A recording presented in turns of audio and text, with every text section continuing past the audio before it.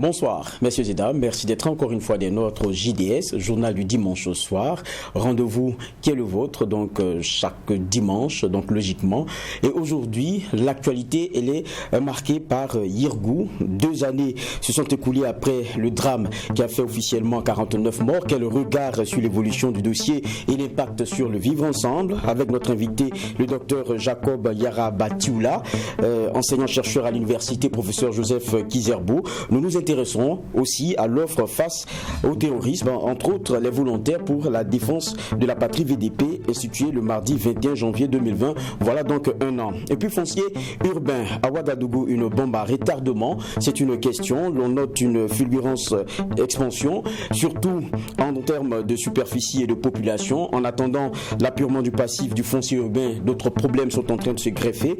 On en parle avec Seydou Traoré, président du MSP Drôle, entendez mouvement de solidarité pour le droit au logement. Et puis sport, battu d'entrée par les Aigles du Mali 1-0, les étalons locaux du Burkina Faso ont pu se relancer face au Zimbabwe qu'ils ont dominé 3-1 lors de la 2e journée du groupe A. Et bien pour se qualifier en quart de finale de cette 6e édition du championnat d'Afrique des Nations CHAN, les Burkinabés donc croisent le crapon contre les Camerounais, donc qui sont le Cameroun pays hôte. Le match il est en cours. La mi-temps, c'était tout à l'heure. Le score, c'était 0-0. Nous allons donc décrypter cette actualité avec Assami Thiemtouré. C'est l'essentiel de ce que vous aurez donc dans ce JDS, journal du dimanche au soir. Et le premier sujet que nous allons aborder, c'est après ce carton Société.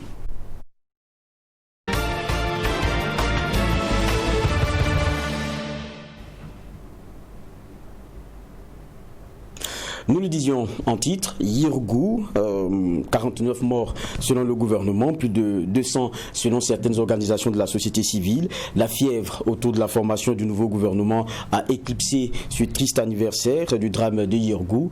Que retenir 2 années après? Le rappel dans cet élément. Dans la nuit du 31 décembre 2018 au 1er janvier 2019, des terroristes font irruption dans le village de Yirgou, dans la commune de Barsalgo, région du centre-nord. Ils tuent 7 personnes, dont le chef du dit village, avant de prendre la fuite. La poursuite des terroristes a pour corollaire des exactions et des pertes en vies humaines au sein de la communauté Peul dans différentes localités de la région. Il s'agit de représailles menées par des groupes d'autodéfense. Les rescapés cherchent refuge ailleurs. Le 2 janvier, le gouvernement burkinabé donne un premier bilan de 13 morts. Le 4 janvier, il le revoit à la hausse, à 46, puis à 49. Le gouvernement dit condamner avec la plus grande énergie cette attaque odieuse. Le procureur du Faso auprès du tribunal de grande instance de Kaya est saisi. Le chef de l'État, Rochma Christian Kaboré, se rend le samedi 5 janvier à Yirgou, dans la commune de Barsalgo. Cette visite s'effectue 4 jours après les affrontements. Le 12 janvier, des milliers de personnes issues de toutes les communautés manifestent à Ouagadougou pour dénoncer les violences ethniques à Yirgou et exiger la dissolution du groupe d'autodéfense impliqué dans les tueries. Les organisateurs de la marche affirment également que le nombre de morts est plus élevé qu'indiqué dans le bilan officiel. Plus de 6400 personnes se sont déplacées depuis les événements et leur situation de vie est plus que préoccupante. Le collectif contre l'impunité et la stigmatisation des communautés tient un point de presse le 1er février. Les massacres de Yirgou ont touché une vingtaine de villages, faisant 210 morts selon le CISC, qui dit avoir procédé à un recensement rigoureux ménage par ménage. Les témoignages indiquent clairement que les bourreaux sont connus, les noms des Kogluego sont cités avec précision, affirme le collectif. Le 7 août 2019, 7 Kogluego, dont 2 chefs, sont mis aux arrêts dans l'affaire des tueries ayant ciblé la communauté Peul à Yirgou. Pourtant, 180 suspects sérieux avaient été identifiés par les officiers de police judiciaire et le procureur près le tribunal de grande instance de Kaya. Le chef des groupes d'autodéfense Kogluego de Boulsa, Bourema Nadbanga, est interpellé le 24 décembre 2019 dans le cadre du meurtrier dossier de Yirgou. Ses partisans barrent les voies pour exiger sa relaxe. Le chef Kogluego de Boulsa bénéficiera finalement d'une liberté provisoire le mardi 4 février 2020. Au premier anniversaire de cette triste attaque, l'on retiendra que le parquet du tribunal de grande instance a ouvert 2 enquêtes judiciaires. La première pour élucider les faits relatifs à l'assassinat du chef de Yirgou et des membres de sa famille. Cette première enquête n'aurait pas permis d'identifier les présumés auteurs. La seconde enquête, quant à elle, relative au massacre de la communauté Peul, a permis d'identifier 55 corps et 66 disparus. Elle a permis en outre d'identifier près de 200 personnes soupçonnées d'avoir participé au massacre. 180 mandats d'amener ont été décernés, mais seuls 12 mandats avaient pu être exécutés. Ces 12 personnes ont été inculpées des faits de présomption grave de crimes de génocide, de meurtre, de destruction volontaire de biens, de coups et blessures volontaires et de dissimulation de cadavres. Depuis, rien n'a vraiment changé. L'attente se poursuit pour les victimes et parents de victimes dans le drame de Yirgou.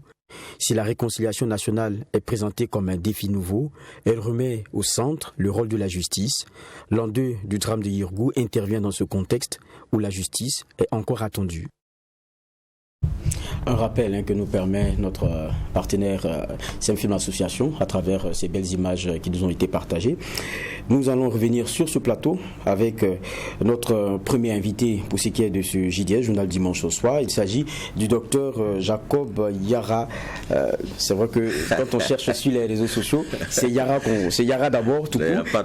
C'est Yara Batioula. Oui, on est habitué maintenant. Voilà, quand on nous cherchez plutôt Jacob Yara, vous nous me trouverez plus rapidement. C'est vrai. Alors docteur, oui. On vous a, parce que vous vous intéressez vraiment à la question de la réponse au terrorisme dans toutes ses formes. Et puis je me rappelle que pour l'an 1 de Yirgou justement, il y avait un panel qui avait été initié par l'Institut Free Afrique, un panel très intéressant auquel vous avez eu à prendre part. Moi je me rappelle l'un de vos propos, et puis on va essayer de mieux comprendre. Vous dites que Yirgou, ce qui s'est passé, c'est une absurdité humaine. Là on est tous d'accord. Et vous dites, c'est quelque chose d'ordinaire qui sort de l'ordinaire. En quoi est-ce que c'est ordinaire ce qu'on a vu? Non, mais c'était pour relever un peu le paradoxe et peut-être donner beaucoup plus de force à l'idée selon laquelle ce qui s'est passé à Yirgou est une absurdité humaine. Parce que on ne peut pas imaginer, on peut pas comprendre, on peut pas expliquer, on ne doit pas expliquer. Mais on ne comprend pas, on ne peut pas donner une explication logique à ce qui s'est passé à Yirgou.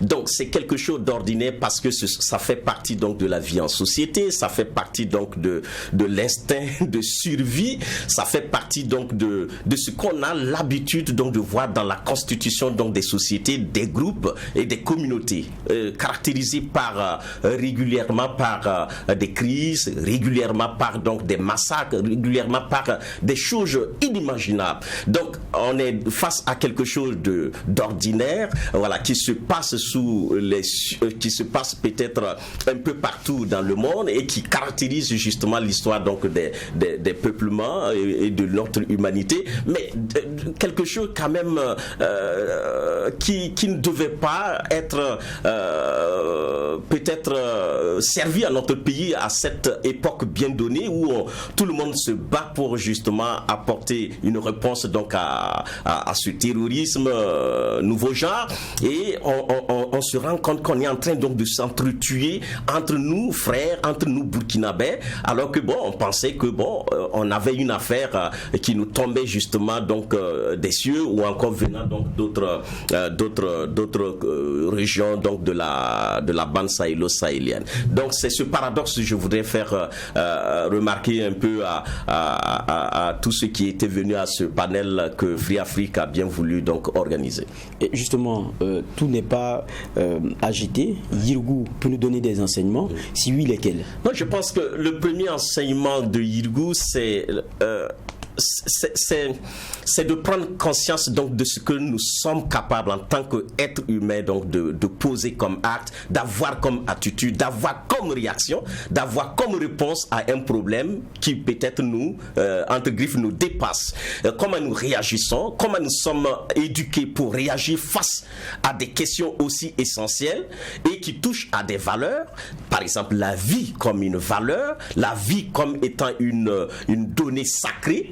Comment est-ce qu'on hante facilement on peut le dire comme ça, comment on arrive à ôter la vie à quelqu'un aussi banalement.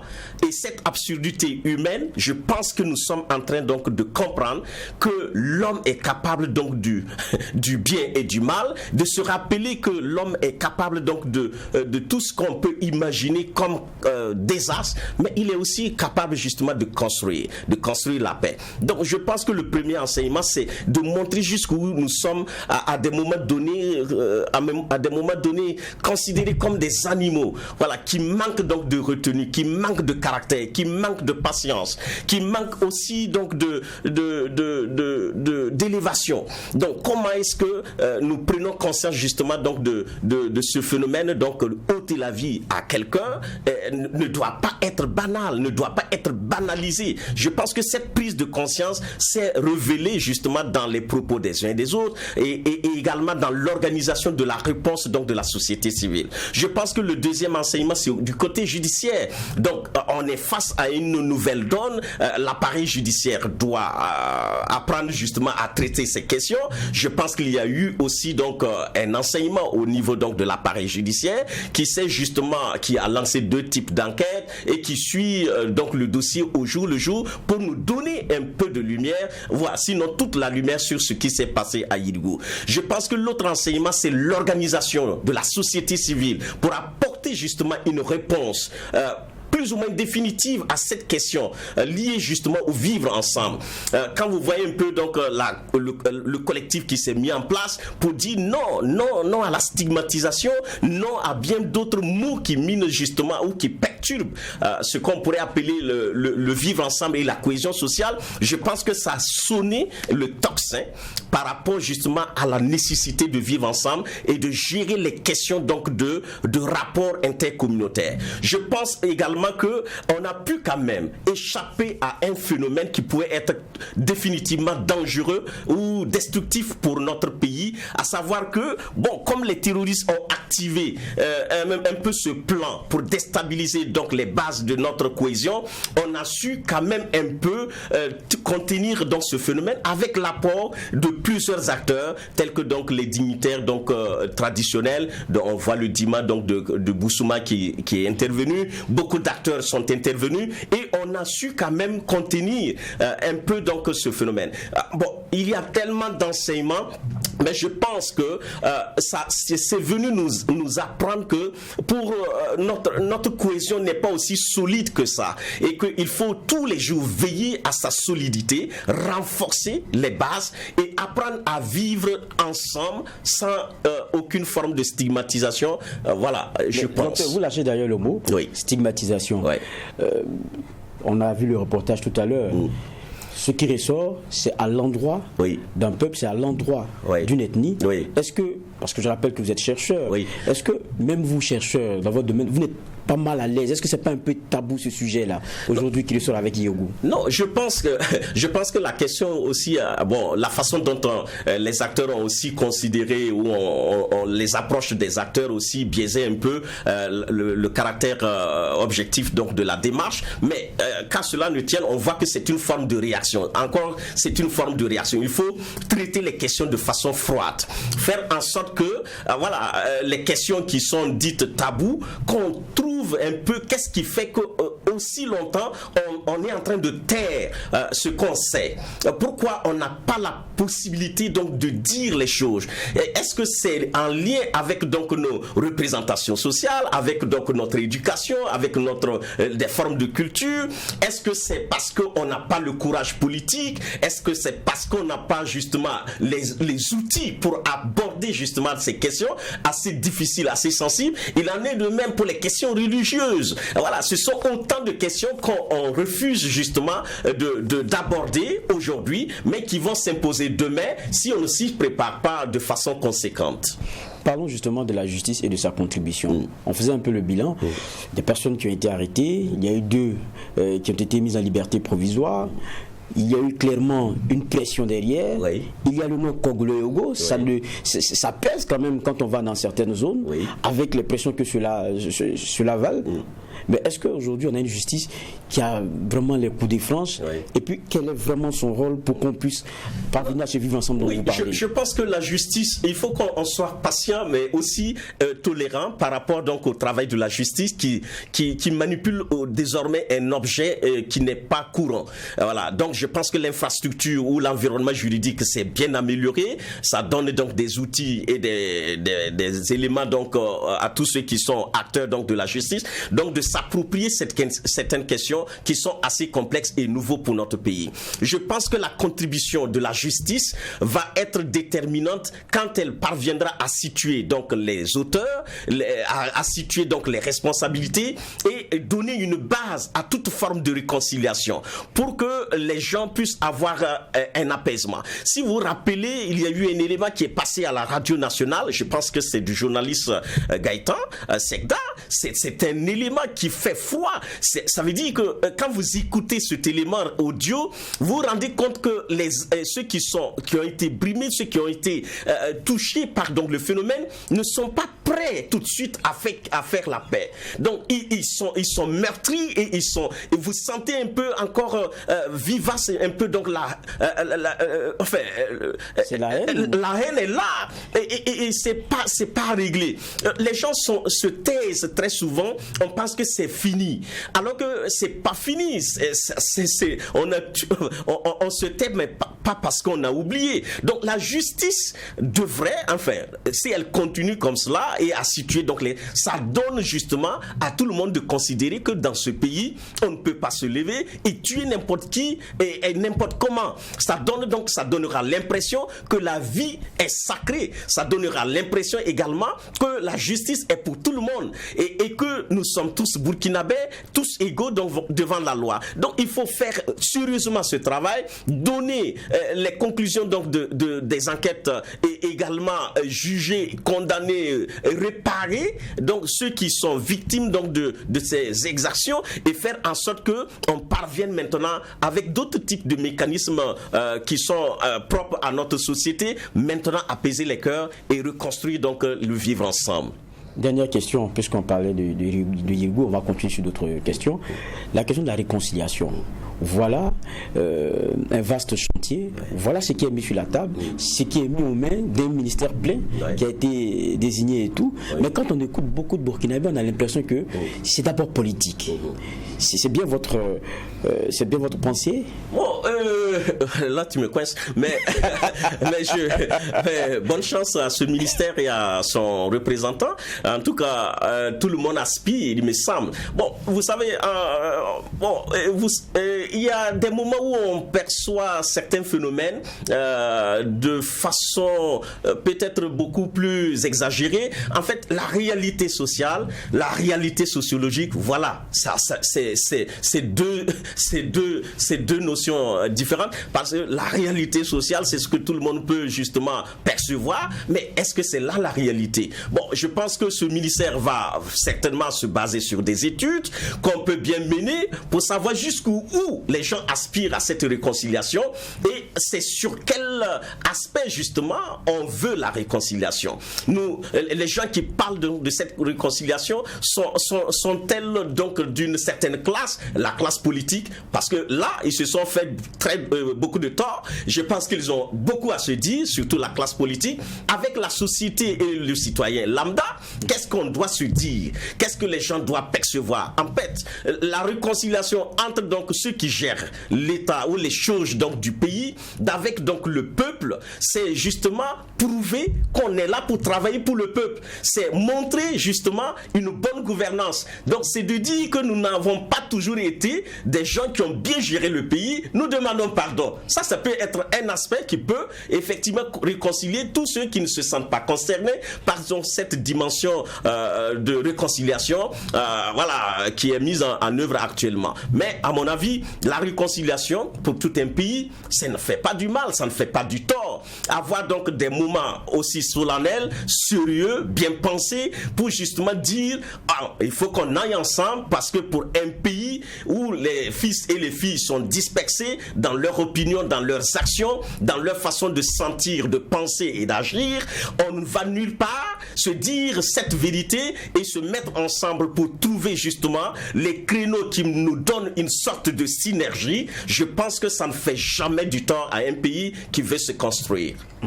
Docteur Yabatoula, c'est vrai que vous vous intéressez aux questions de façon plus large d'extrémisme violent. On va passer le cap de Yirgou. J'ai dit à la faveur de la fièvre autour du gouvernement, les uns et les autres, où certains avaient oublié. Oui. Mais il y a aussi que le 7 novembre 2019... il ne faut vraiment pas l'oublier. Non, on ne peut pas oublier.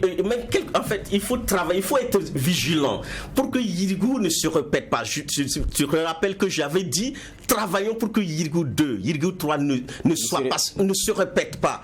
Et là, il faut pas oublier la mémoire de Yirgou à jamais, pour en faire une pédagogie vis-à-vis donc de la jeunesse, vis-à-vis des acteurs, pour que jamais on ne revienne sur ces questions. D'accord. Je disais, le 7 novembre 2019, dans son message à la nation, le président du Faso, Roch Kaboré, appelait les Burkinabés à se faire enrôler en tant que volontaires pour la défense de la patrie. Et c'est le 21 janvier 2021 que la loi portant création de cette offre contre le terrorisme sera adoptée à l'unanimité à l'Assemblée nationale. Donc un an après cet engagement-là, que retenir? Quel est l'impact? Je vous propose d'écouter Ali Nana, qui est le coordonnateur du mouvement pour la résistance populaire, dans un reportage que nous propose Fatimata Nikema avant de revenir discuter sur le sujet.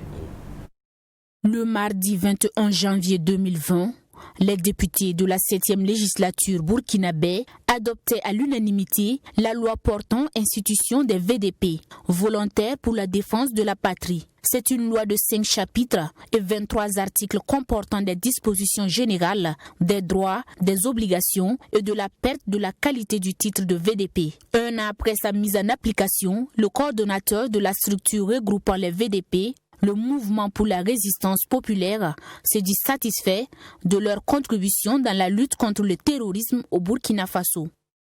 Que ce soit dans la province du BAM, que ce soit dans le Lorum, le Samatenga, effectivement, ces attaques-là ont diminué, substantiellement diminué en intensité et en manière. Donc, hormis l'attaque de Koumbri la fois passée, cela fait presque 7 mois que nous n'avons pas de menace sur le terrain. Aujourd'hui, les Burkinabés honnêtes savent qu'il y a un recul réel de la menace terroriste sur le territoire burkinabé. Donc aujourd'hui, il faut se féliciter pour ces acquis engrangés sur le terrain. Des acquis sont certes engrangés, mais dans quelles conditions ? Rappelons que les VDP ont pour mission d'informer les forces de défense et de sécurité sur le mouvement des terroristes et assurer la riposte des attaques en attendant l'arrivée des forces armées nationales. À cet effet, un contrat d'un an renouvelable a été signé entre eux et l'État. Selon ce représentant des VDP, force est de constater la non-application intégrale du contenu de ce contrat. Donc nous invitons par votre canal les autorités politiques, les décideurs de ce pays-là, à mettre l'accent sur les conditions de travail et de vie de ces volontaires-là, parce que si ces gens sont découragés, je me demande si la menace ne va pas revenir.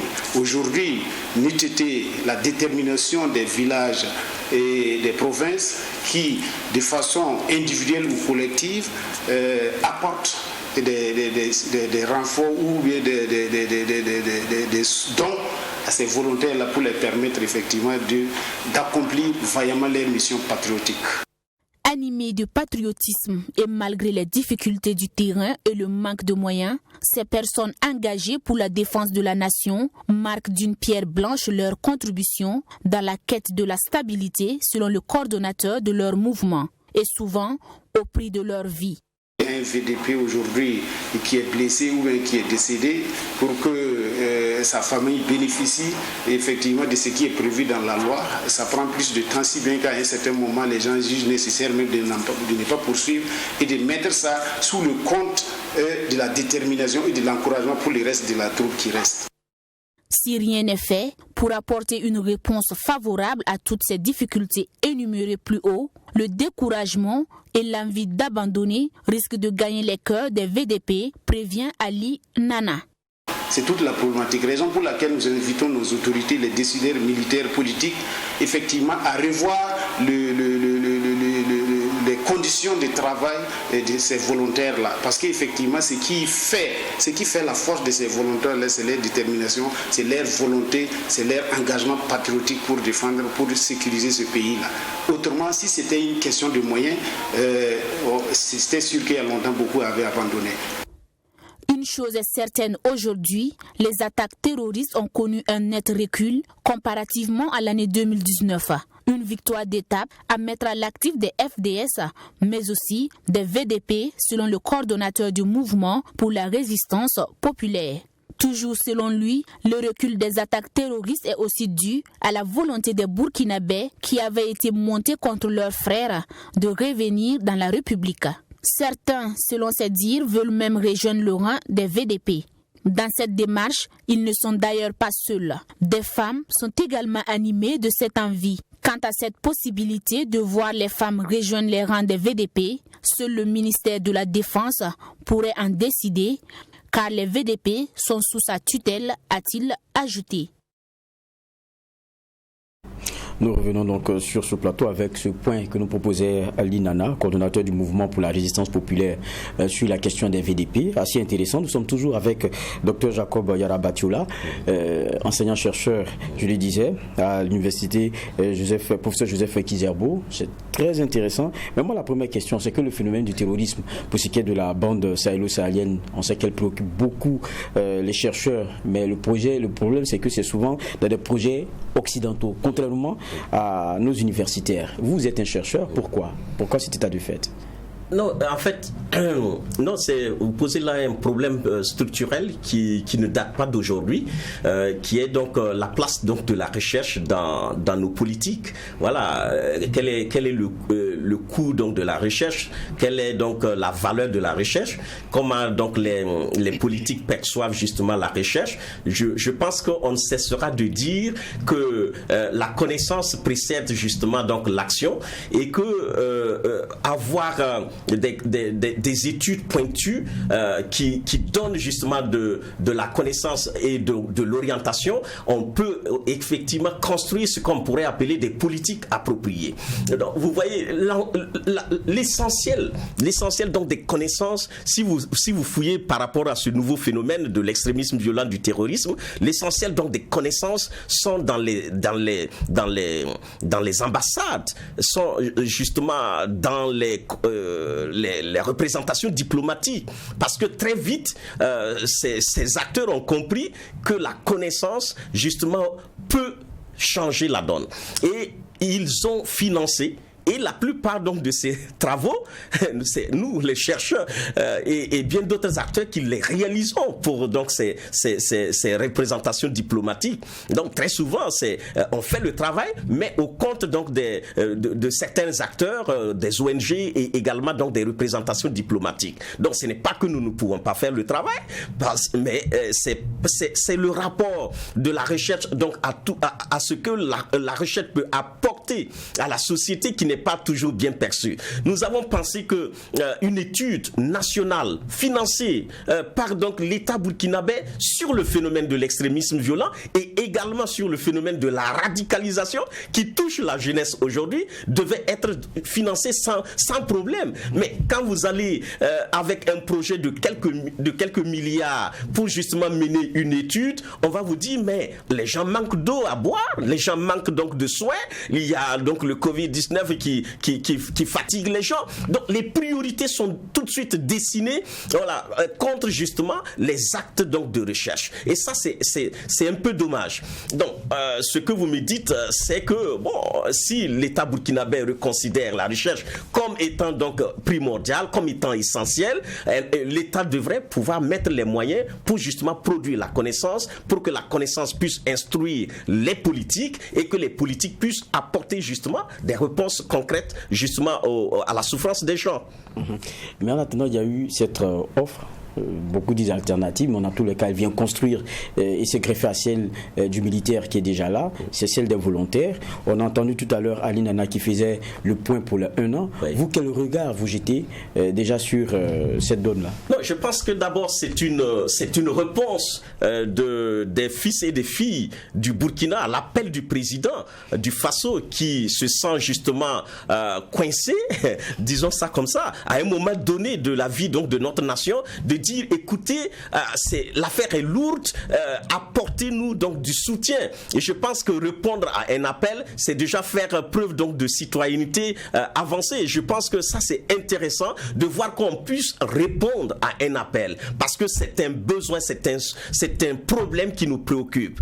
Je pense également que tout le monde crie, tout le monde dit que la sécurité de notre pays doit être relevée, doit être réglée par nous-mêmes. On a donc l'appui de nos amis français, américains et que sais-je encore, mais tout le monde est conscient que la sécurité donc des Burkinabés doit être portée par des Burkinabés. Mais avant d'y arriver, justement, on peut s'organiser petit à petit et avancer avec les moyens, avec donc les réalités qui nous concernent, pour justement arriver un jour à assurer par nous-mêmes et pour nous-mêmes notre sécurité. Pour les VDP, je crois que l'encadrement juridique est calé.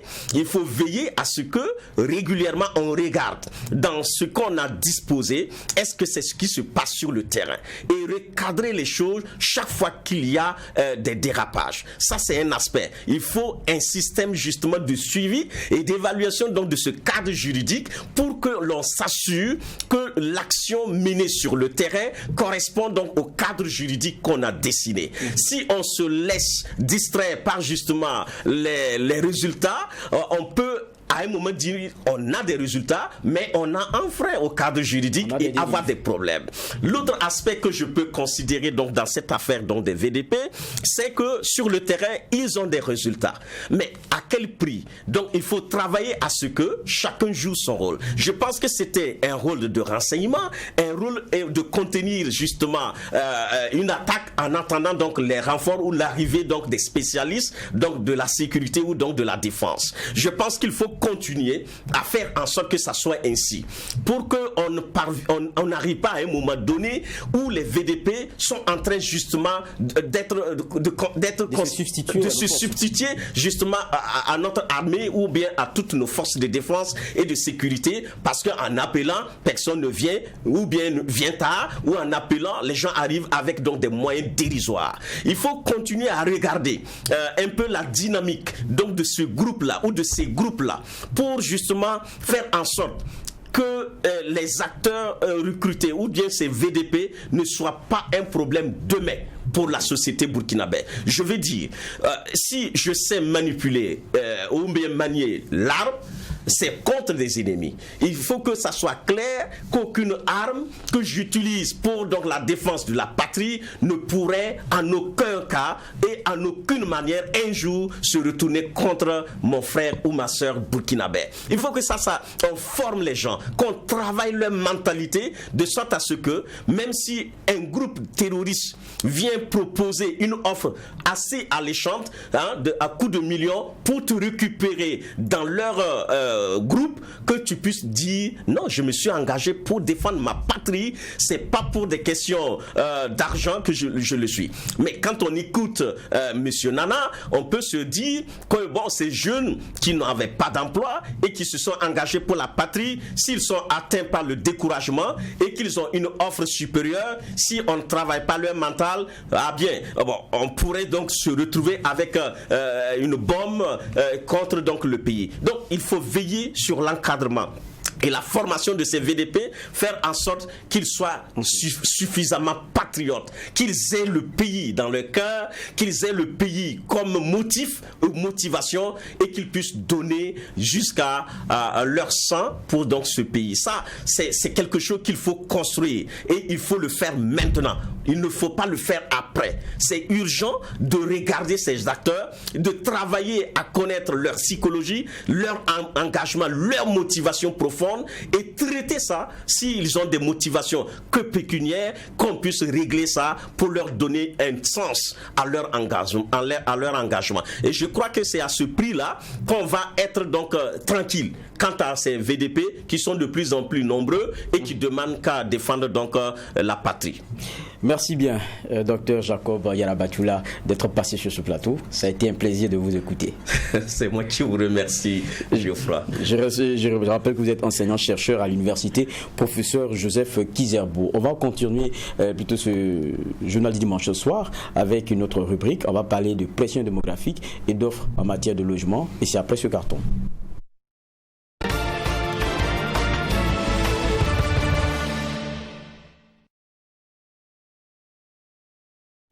Foncier urbain, et en introduction, parlant des titres, pour ces JDS, nous posions la question, une bombe à retardement, avec un point d'interrogation. Pour eux, il faut aller par l'affirmative, c'est bien une bombe à retardement. On note donc une expansion fulgurante pour ce qui est de la population. La superficie, elle, on le sait, ne peut varier. En attendant l'appurement du passif pour le foncier urbain, il faut rappeler que d'autres problèmes sont en train de se greffer.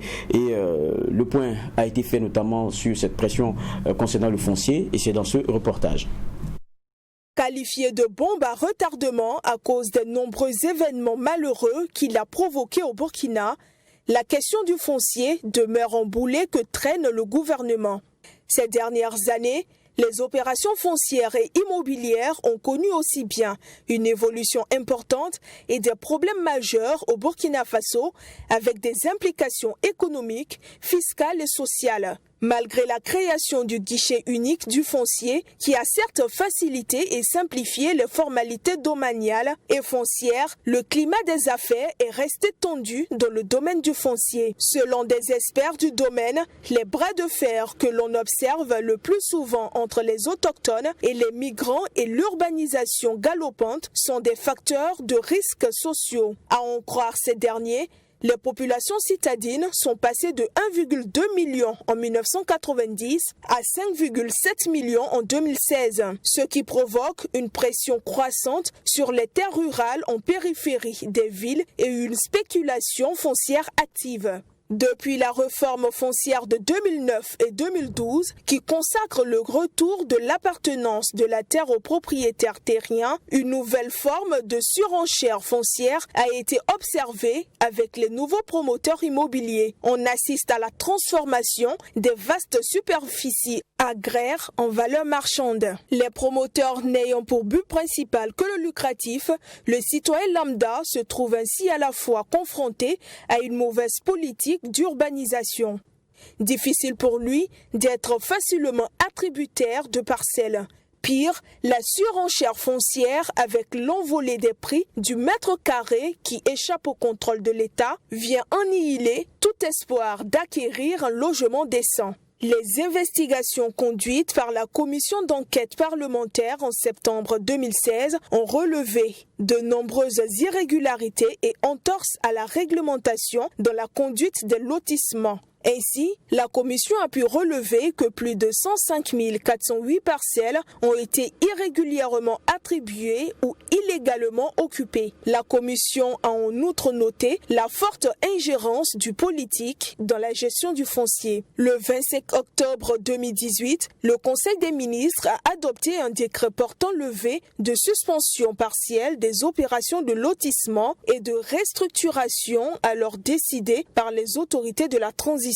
Mais les deux villes en statut particulier, que sont Ouagadougou et Bobo-Dioulasso, ne sont pas concernées par cette mesure gouvernementale. L'appurement du passif foncier et des lotissements restent les défis de la Direction générale de l'urbanisme et partant du ministère de l'Habitat et de l'Urbanisme. Le nouveau ministre, maître Stanislas Sankara, est donc attendu sur plusieurs dossiers, dont celui de la mise en œuvre effective de la politique des 40 000 logements sociaux censés résoudre le problème de logement. Ce dernier devra également travailler à assainir ce secteur qui enregistre de plus en plus de vives contestations des populations, dont la plus récente est celle de la population de Saba.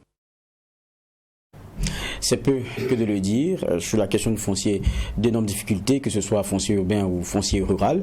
Et pour aborder cette question, j'ai sur ce plateau avec moi Seydou Traoré. Il est le président du MSP Drôle, entendez Mouvement de solidarité pour le droit au logement. Bonsoir et merci d'être avec nous. Bonsoir. C'est un plaisir de vous recevoir. Sur la question du logement, votre visage est assez connu. On se rappelle que 2018 encore, sur la même question, vous demandiez à ceux qui vous écoutaient, qui vivaient tout ce problème-là de sortir, mais vous avez l'impression de ne pas être entendu ou des petits bâtons dans les roues. On vous a vu aussi passer à Casmaco il y a un peu longtemps quand même aussi pour les mêmes questions de lotissement. C'était en 2013. Mais vous êtes toujours là. Mais moi, j'ai une question d'emblée. On écoute le point qui nous est fait. Quand on dit passif, on se dit à un moment donné il faut l'élaguer et puis on va aller d'un bon pied. Bien sûr. Mais pendant que le passif lui-même n'est pas si apuré que ça, on a l'impression qu'il y a des problèmes qui sont en train de se greffer aux problèmes. Dans la chute du reportage qu'on a suivi tout à l'heure, il y avait la question de Saba. Au centre, un maire et son action. Vous étiez de ces comités qui ont été mis en place pour travailler sur la question notamment de l'appurement. Dites-nous aujourd'hui, même s'il y a eu un point qui a été fait, si ma mémoire est bonne, c'était le 7 juillet dernier, point de la Direction générale de l'urbanisme, de la viabilisation et de la topographie, qu'est-ce qui se passe? Vous qui avez travaillé en comité, qu'est-ce qui se passe pour que la question de l'appurement soit si difficile? Franchement, en ce qui concerne le mouvement de solidarité pour le droit au logement, nous-mêmes nous posons beaucoup de questions. On ne voit pas pourquoi on ne peut pas lever la suspension pour vraiment liquider le passif. Parce que vous êtes sans ignorer que d'abord, ils nous ont tous invités dans une salle pour dire qu'ils ont 6 mois pour régler le problème. Je parle sous contrôle de M. Salif Kaboré et de ses compagnies qui étaient là-bas avec le ministre de l'urbanisme en son temps. J'ai levé le doigt pour dire en 6 mois on ne peut pas régler le passif. Il y a eu des experts qui ont lancé un défi en disant que c'est possible. Ça fait combien d'années aujourd'hui? Ça fait presque 3 ans ferme. Ils n'arrivent pas à lever le passif. Il y a eu des commissions. Nous avons participé à la commission de la commune. Nous avons participé à la commission du gouvernorat. Nous avons participé à la commission de l'arrondissement 4. Nous avons fait nos recommandations. Et de toutes les recommandations que nous avons faites ont été prises. Et le ministère de l'urbanisme même nous a posé différentes questions pour résoudre ces problèmes. Nous avons répondu à toutes ces questions. Je parle du mouvement de solidarité. Et je sais qu'aujourd'hui, si on levait la suspension, il n'y a aucun problème. Ce n'est que les autorités qui peuvent sortir dire pourquoi ils n'arrivent pas à liquider le passif. Sinon, moi, je ne vois même pas de problème. Il n'y a aucun problème avec toutes les recommandations que nous en avons faites pour résoudre le problème du passif. D'accord. Je me rappelle que Salif Kaboré, qui gérait la commission, de la commission nationale, président de la commission, il dit qu'il y a des problèmes fonciers de 1995 à 2015. Ce n'est pas bloqué, mais le domaine même est complexe. C'est quoi la complexité? C'est quoi? Il n'y a pas de complexité. Les terres sont claires. La RAF de 1996 jusqu'à là où nous sommes, il y a eu des modifications. La RAF de 2008, 2009, 2012. Il continue encore de modifier la réforme agraire et foncière. Moi, je ne vois pas de problème. En la matière, en tout cas, on a fait une formation à tous les membres des commissions. Et nous avons travaillé pour traiter le dossier en fonction de ces textes. Et les textes sont toujours là. Les textes de base sont toujours là. Moi, je ne vois pas là où il y a une complexité. Il n'y a pas de complexité. C'est lui seul qui sait et il n'a qu'à sortir expliquer. S'il y a une complexité, c'est à lui de sortir pour expliquer par rapport à ça, techniquement, pour que les gens comprennent. Le Burkina Faso, la gestion foncière est réglée par des textes, des lois et des conventions que le Burkina a ratifiées. Mais ils n'ont qu'à lever la suspension seulement et on y va. Mais est-ce que c'est la seule solution? C'est vrai que vous défendez tous ceux qui ont des petites bourses, les moyennes qui disent on veut un logement décent. Ce n'est pas forcément une parcelle, on veut un logement décent et voilà. Vous défendez ces personnes-là. Mais si il y a eu le blocage de la question du lotissement, il faut reconnaître aussi que c'est parce que c'est le domaine de la spéculation et des grands bonnets, mais et des petits messieurs aussi, comme monsieur tout le monde, qui s'arrange pour avoir un non loti. Dès que la parcelle est le loti, le monsieur il la vend à hauteur de millions et puis il n'est pas s'installer dans des non lotis. Ça aussi c'est une réalité. Parlons de spéculation, je suis entièrement d'accord avec vous. Mais je le répète encore, depuis la nuit des temps, c'est ce que je dis. S'il y a une spéculation, c'est parce que l'autorité veut. Sinon, les textes sont clairs. En matière d'aménagement, la composition des commissions ont été dites clairement, vraiment, pour asseoir une commission pour gérer le lotissement. Tout a été dit clairement. Mais vous allez voir qu'ils montent les commissions sans consulter, même nous autres qui sont là, qui avons une expertise, partout dans les mairies, je suis allé pour essayer d'entrer dans les commissions. Ils ont dit que la loi a dit qu'on doit prendre une personne ressource. Voilà. Une personne ressource, mais il y a des experts en la matière, on ne prend pas. S'ils préfèrent aller prendre n'importe quelle personne, ça peut être un membre d'un parti, ça peut être un membre, un des amis de l'autorité du maire par exemple, mais vous voulez quoi? Mais c'est eux qui sont à la base de ces spéculations. Mais si une autorité est à la base d'une spéculation, vous voulez que moi en tant que défenseur des droits humains je dise quoi? Sinon, les gars qui sont dans la zone non lotie et qui gagnent, qui partent le vendre, moi je ne les en veux pas. Pourquoi? Aujourd'hui, le Burkina Faso, les gens sont pauvres. C'est à l'autorité de prendre les mesures. Soit on fait informatiser toutes les parcelles pour empêcher que toute personne qui vend ne gagne plus de parcelles. Mais si vous n'avez pas informatisé, lui, il est. Mais ça, c'est un processus qui est en cours, la question de l'informatisation de mais le processus devait être là depuis longtemps. Dès la nuit des temps, le processus devait être là. Depuis 2001, nous avons parlé devant le premier responsable en son temps de la commune. Il faut informatiser les parcelles. Et vous croyez qu'ils ne pouvaient pas en son temps informatiser les parcelles? Mais ça ne fait pas leur affaire.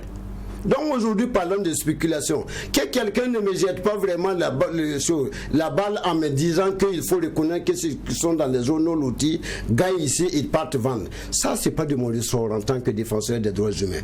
Tout ce que je sais, c'est à l'autorité de prendre des mesures et les mesures sont là. Les textes sont clairs pour empêcher la spéculation. Aujourd'hui, il y a les promoteurs d'immobilier qui sont en train de faire des spéculations. Et justement, connu de tout le monde, j'en viens, connu de tout le monde. Mais c'est la même autorité encore qui a pris des lois. Parce que lui, il a trouvé qu'il est défaillant de trouver un logement décent pour chaque Burkinabé.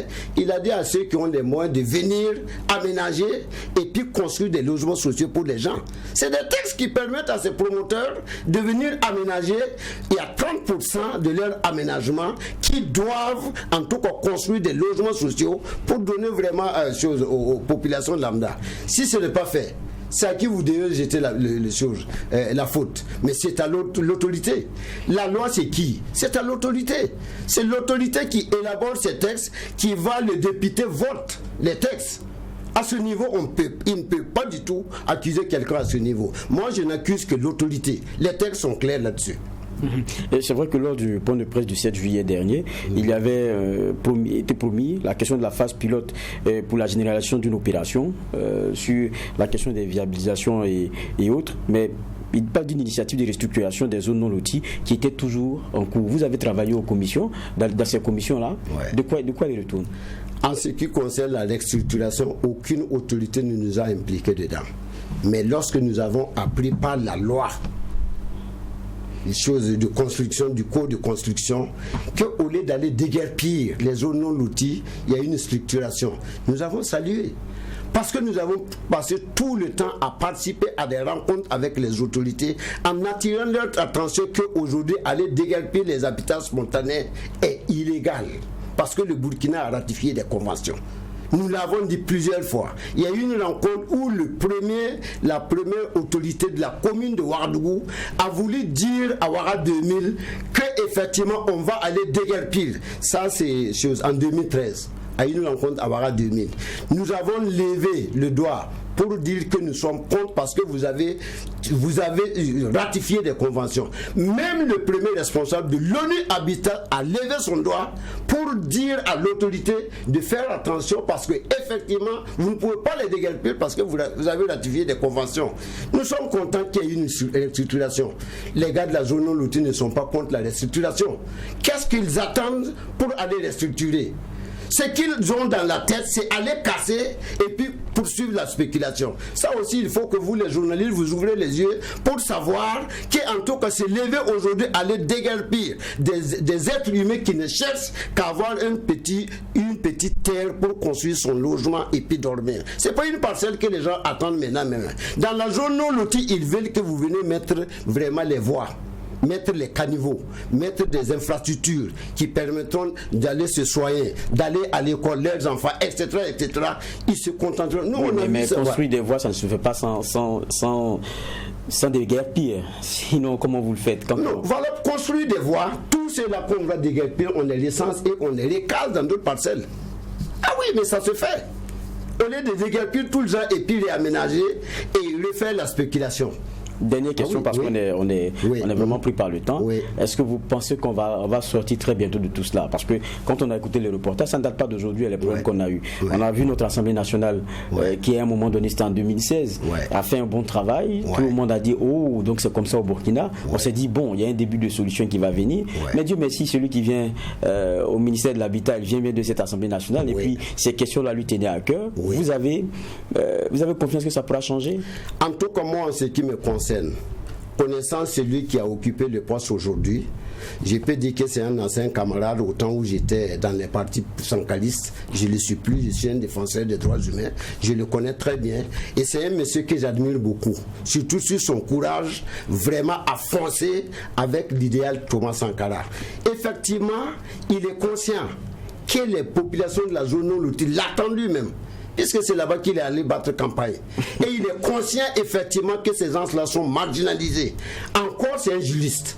Donc c'est un homme avisé. Moi je fais confiance que s'il s'approche vraiment aux bons techniciens, à des techniciens en tout cas qui sont là, qui peuvent l'accompagner, à des associations de la société civile qui sont là pour l'accompagner, il n'a qu'à les écouter et asseoir sa feuille de route et l'appliquer.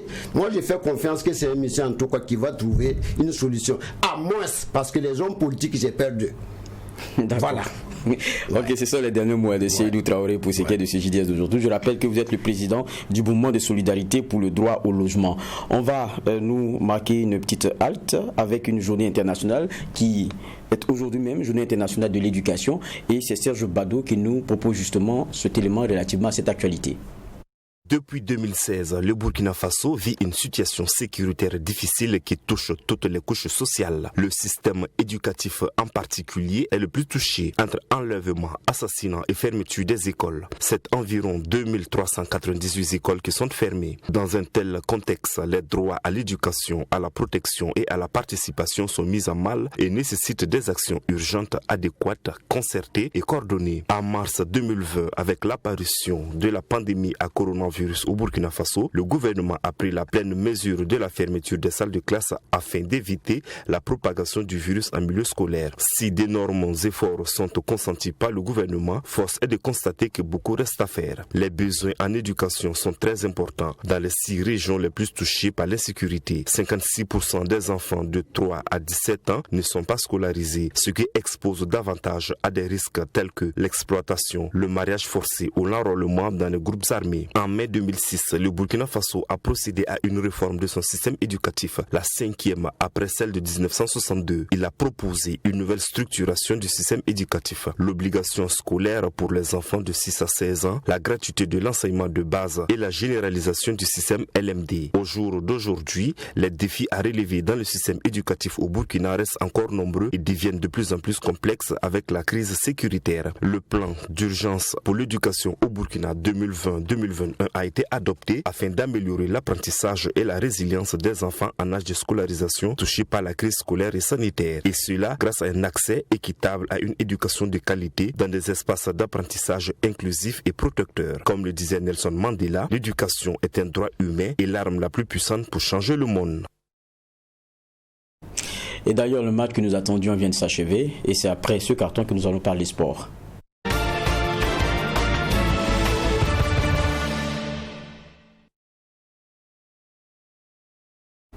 Pour cette presque virgule avant de finir ce JDS, je reçois Assami Touré, le visage sport de True TV. Bonsoir et merci d'être avec nous. Bonsoir Geoffroy, merci à vous aussi et bonsoir à tout le monde. Bon, moi j'étais en train de présenter mon JDS et quand je vois votre mine, je sais que c'est pas bon. Ouais, c'est vrai que je souris Geoffroy, mais c'est pas bon. Le match vient de se terminer, 0 but partout entre le Burkina Faso et le Cameroun, le pays hôte. Et malheureusement, un score qui n'est pas très alarmant, mais malheureusement aussi, on est éliminé de ce tournoi, la compétition championnat d'Afrique des Nations. Le Burkina Faso qui devrait impérativement battre le Cameroun, voilà, pour se qualifier pour le prochain tour, les quarts de finale. Malheureusement, un match nul 0 partout qui n'avantage pas du tout le Burkina Faso et le Cameroun qui aura 5 points. Le Mali qui avait battu à la même période le Zimbabwe 1-0, voilà. Donc c'est le Mali et le Cameroun qui se qualifient pour les quarts de finale dans le groupe A. Et quand on regarde bien le premier match face au Mali, on perd 1-0. Après, on rencontre, c'était le Zimbabwe, non? On gagne 3-1. C'est ça. Et puis cette fois-ci, face au Cameroun, c'est 0-0. On a l'impression qu'on prend du temps à... On a comme comme le président, c'est un peu du diesel, mais on paye cash nos erreurs du début. Oui, vous faites bien de le dire, Geoffroy, puisque c'est le premier match qui a plombé les étalons de Burkina Faso face au Mali. Et on perd 1-0. Un match qui était à notre portée, il faut le souligner, puisqu'on avait les éléments nécessaires avec 17 journées de football, de match dans les jambes des joueurs du Faso-Foot, on va dire cela, puisque ce sont des joueurs issus du Faso-Foot. On devrait quand même tirer notre épingle du jeu. Malheureusement, on va dire le système de jeu et le choix des joueurs n'ont pas été à la faveur du Burkina Faso. Il y a des erreurs de coaching. Des erreurs de coaching, ce que je voulais dire, des erreurs de coaching de Seydou Zerbo Dikrol, ce qui a prévalu à cette défaite de 1-0 pour le Burkina Faso. Vous avez vu que par la suite, Crescendo, on a pris de l'envie de jouer, l'envie de marquer. On jouait très à l'aise face au Mali. On a marqué jusqu'à 3 buts. Et ici, face au pays organisateur, il faut dire qu'on a été très altruiste devant le but. Malheureusement, que c'est un pays organisateur. Il fallait aussi se qualifier pour la suite de ce tournoi qui se joue à domicile. Donc, c'est pas un petit pays. Évidemment. Mais vous faites bien de le dire. Moi, j'ai regardé la première mi-temps quand même avant de monter sur le JDS. J'ai vu qu'on n'a pas montré pas de figure. Il y a eu beaucoup d'occasions qui ont été manquées. Je me rappelle de ce premier centre là venu avec une tête qui a été reprise par le portier camerounais. Oui. On n'a pas produit un mauvais jeu, on dira comme ça. Pour ce que j'ai regardé pour la première mi-temps. Bien sûr. Mais on a attendu longtemps pour venir donner ses performances là, et c'est dommage. Oui, c'est dommage puisque vous faites bien de le dire, à une tête de Mohamed Lamine Ouattara, le meilleur buteur du championnat national avec 13 buts en 17 journées. Normalement, ça devrait être possible. Malheureusement, c'est comme vous l'avez dit, en première mi-temps, on devrait avoir le gain du match dès les premiers instants du match. Les 30 premières minutes étaient à notre portée. Au moins 3 occasions de but qui n'ont pas été concrétisées. On ne peut que s'en vouloir à nous-mêmes. On manque de finisseurs. Voilà, non pas on manque de finisseurs, mais on manque de réalisme devant les buts. Sinon, on a les finisseurs. Mohamed Lamine Ouattara, il y avait Claver Kendebero, Assami Sansanda, sont des joueurs qui savent marquer et qui marquent beaucoup dans le championnat national. Pourquoi on n'a pas pu marquer? C'est parce que je vous l'ai dit, c'est le pays organisateur et c'est un pays qui était averti. Ils ont suivi beaucoup de matchs des étalons et ils attendaient de pied ferme les étalons du Burkina Faso et ils ont mis les moyens possibles pour bloquer tous nos assauts et ça a été comme ça. Ils ne voulaient pas du tout marquer. Quand on regarde la physionomie du match, ils voulaient seulement qu'un match nul et le Burkina Faso est tombé dans le piège. Et moi, quand j'ai vu les premières images, j'ai compris que le match, il le prenait au sérieux. Regardez les gradins. Il y avait du monde quand même. Il y avait du monde. Malgré la question de Covid-19. Avec Samuel Leto et Aristide Bansé, il faut le dire. Voilà. Merci bien, Samy, d'être passé sur ce plateau. Et merci pour ce point de l'actualité sportive. C'est terminé aussi pour ce journal du dimanche soir, journal que j'ai pris plaisir à présenter. Je vous retrouve dimanche prochain pour un autre JDS. Et d'ici là, portez-vous bien.